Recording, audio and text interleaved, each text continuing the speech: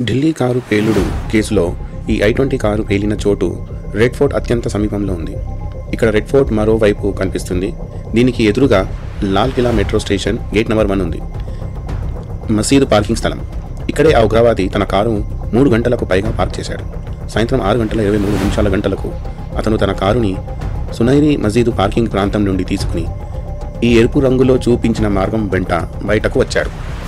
ఈ మార్గంలో టర్న్ తీసుకున్న తర్వాత ఉగ్రవాది రెడ్ ఫోర్ట్ ముందు ప్రాంతానికి చేరుకున్నాడు. అక్కడే తన కారులో భారీ పేలుడు జరిపాడు. ఉదయం 8:13కి అమోనియం నైట్రేట్ ఇంధన నూనె పేలుడు పదార్థాలతో నిండిన ఈ I-20 కారుతో అతను ఢిల్లీలోకి ప్రవేశించినట్లు టోల్ ప్లాజా CCTV ఫుటేజ్ ద్వారా బయటపడింది. ఈ ప్రాణాంతక I-20 కారుతో అతను నగరంలో 7:06 పాటు తిరిగాడు. మధ్యాహ్నం 3:19 సునేరి మస్జిద్కు చేరుకున్నాడు.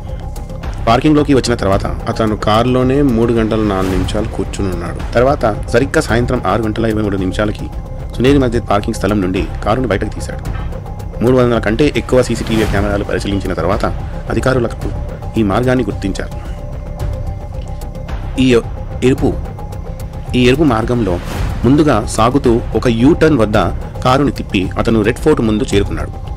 పేలుడు కొద్దిసేపటి ముందు కారు వేగం తక్కువగా తగ్గించి అంతలోనే భారీ పేలుడు సంభవించింది. ఈ దారుణం ఘటనలో కనీసం 13 మంది ప్రాణాలు కోల్పోయారు మరియు 30 మంది పైగా గాయపడ్డారు.